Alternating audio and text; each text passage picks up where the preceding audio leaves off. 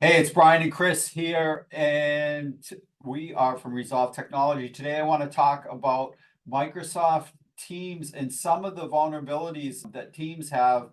By default, if you don't change some of the settings, go into the admin and change the settings. Something that Chris came across recently, can speak to this topic a little bit more, is something called dark gate malware that comes in via group chats in Teams.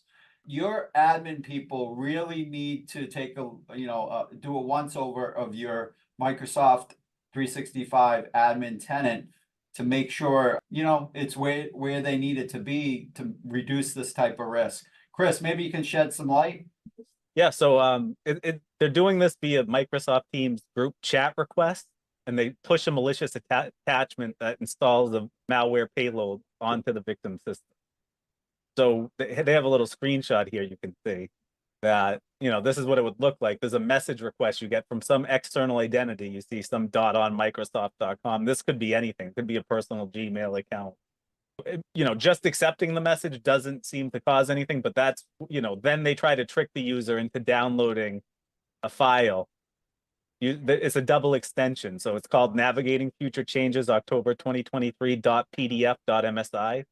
Most people, it's not, they do that in emails too. They'll do like pdf.html, and it's like some kind of payload in there. But at the end here, the .msi, and it's just the common dark gate tactic for saying. Once the malware is installed, it reaches out to a command and control server at this domain, which is confirmed as a part of their malware infrastructure. Now, the big thing here is the phishing attack is possible because Microsoft allows external Microsoft Teams users to message other tenants' users by default. And some people here are stating, unless absolutely necessary for, business use, disabling external access in Microsoft Teams is advisable for most companies. And we can go through and show some of that. So like if you come into a standard tenant, so this is one of our demo environments, and in the Teams admin center, external access, see it's allowing all external domains for chat, add users to meeting, and add use audio video conferencing with external organization. So by default, they allow all. Now you can block all and just say we don't need this, or you could also create a allow only a specific domain, like a whitelist, just like an email allow list or whitelist, and you add in the domains for the organizations you want to allow communication. The other part, it's like two parts here though. So when we scroll down to team accounts not managed by an org, that would be like a personal Teams account that someone has set up. So, usually maybe you just disable that, and then this is pretty much end of life and gone. So that this doesn't really matter for the Skype part, but Yeah, and then unless you're a really large organization or using the personal version of Skype, most small and medium-sized businesses are not going to be using Skype. I just want to turn back for a second on you mentioned the file type that it might come in as in Teams, and it's a PDF or an MSI, or installer, basically disguised as a PDF. yeah. Now, remember, they can easily change this name, so just looking out for navigating future changes. They can tweak that out and make it whatever name they Oh want yeah, it could be February 2024, please click here. They could name it whatever they want. Yeah. But they So, try to make it sound like something business related. first instinct here is like we do, Chris, with clients, security awareness training, the canned stuff like that gets put out, that we put out, and it might not have this type of video training showing this sort So of thing.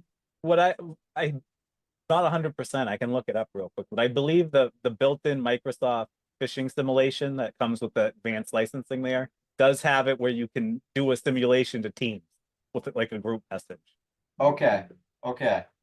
Yeah, so it would depend on what vendors you're working with, for your security awareness training. But remember, like from time to time, like we do in-person security awareness training with clients, and that's if you can do it, it's nice for stuff like this sort of one-off stuff that isn't your typical email phishing, because we've all heard about email phishing, but you need to start introducing your people to the Microsoft Teams phishing, because hey, look, it's another entry point and people are on their toes for email, but they're not on their toes for Teams.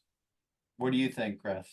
Yeah. No, another thing too is, to be aware of, depending on the organization, but there is Microsoft guest access to a tenant where a user, depending on how the tenant's set up, Teams has a guest access section. And you can, all kinds of different settings in here you could maybe tweak out that you may not need and could turn off. And then you also have external identities in Microsoft Entra. We're not going to get into all this, but generally for guest user access, you want these settings, at least here. When you start messing with collaboration restrictions, it can be pretty painful. So I'd be really weird using that. But